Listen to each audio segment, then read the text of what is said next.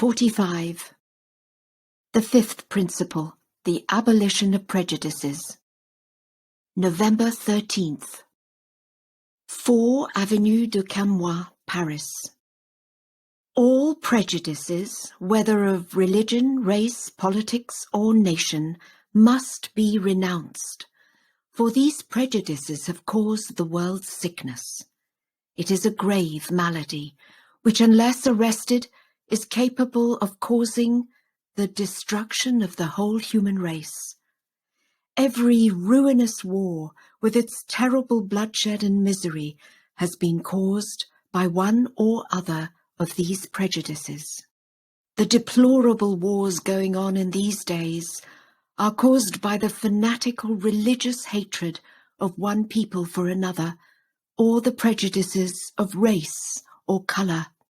Until all these barriers erected by prejudice are swept away, it is not possible for humanity to be at peace.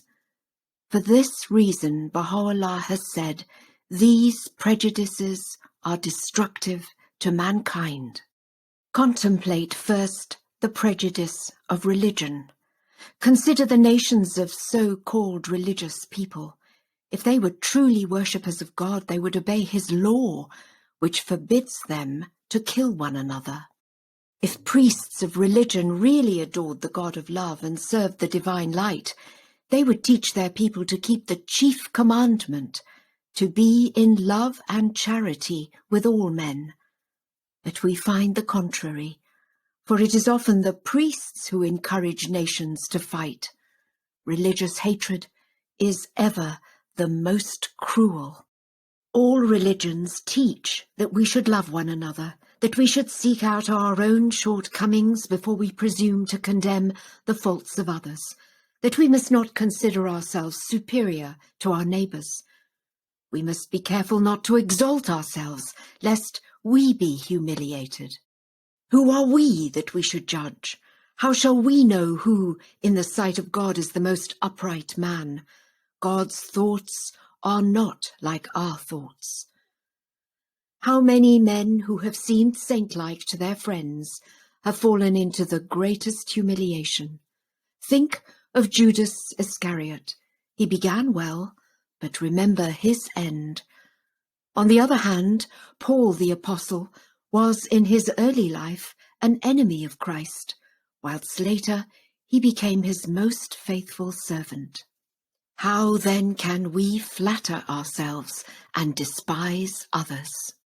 Let us therefore be humble without prejudices, preferring others' good to our own. Let us never say, I am a believer, but he is an infidel. I am near to God, whilst he is an outcast. We can never know what will be the final judgment. Therefore, let us help all who are in need of any kind of assistance. Let us teach the ignorant and take care of the young child until he grows to maturity.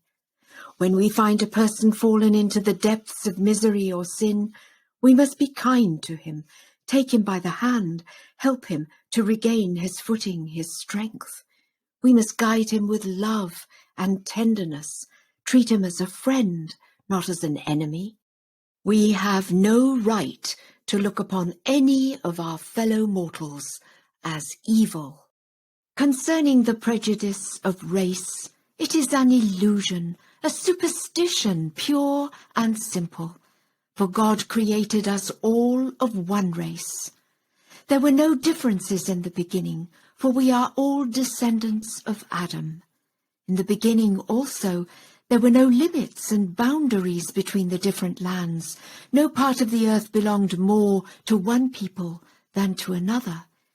In the sight of God, there is no difference between the various races. Why should man invent such a prejudice? How can we uphold war caused by an illusion? God has not created men that they should destroy one another. All races, tribes, sects and classes share equally in the bounty of their Heavenly Father. The only difference lies in the degree of faithfulness, of obedience to the laws of God. There are some who are as lighted torches. There are others who shine as stars in the sky of humanity. The lovers of mankind, these are the superior men of whatever nation, creed, or colour they may be, for it is they to whom God will say these blessed words, "Well done, my good and faithful servants." In that day he will not ask, "Are you English, French, or perhaps Persian? Do you come from the East or from the West?"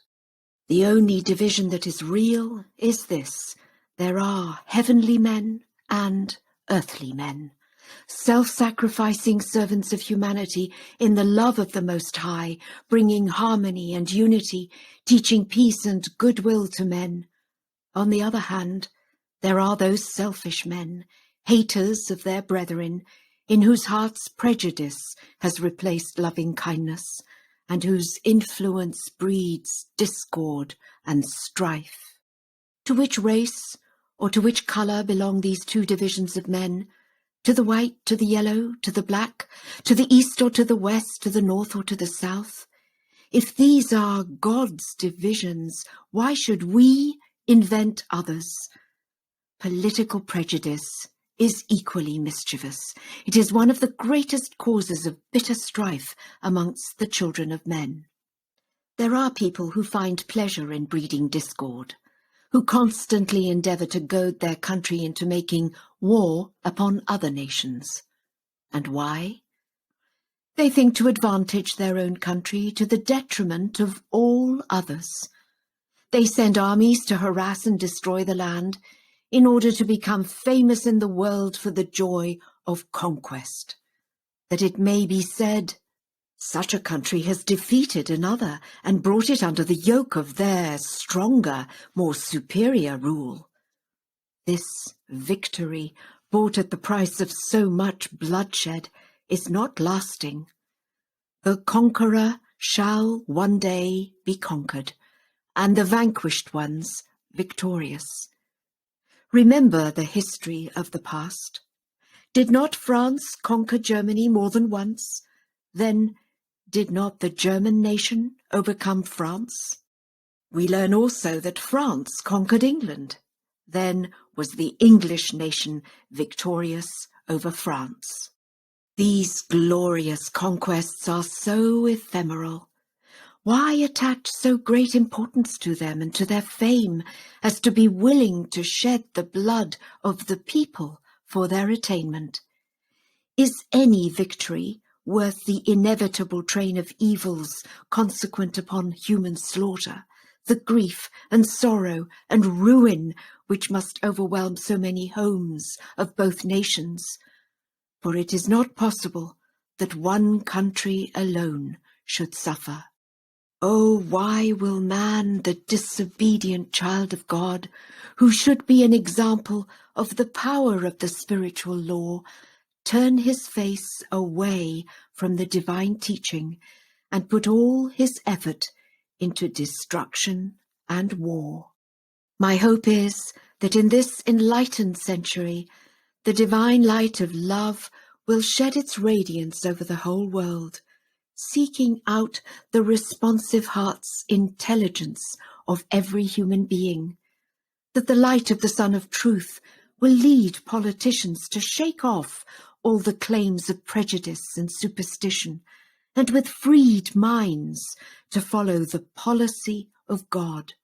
For divine politics are mighty, man's politics are feeble.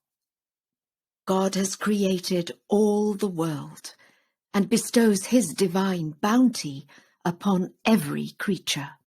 Are we not the servants of God? Shall we neglect to follow our Master's example and ignore his commands? I pray that the kingdom shall come on earth, and that all darkness shall be driven away by the effulgence of the heavenly sun.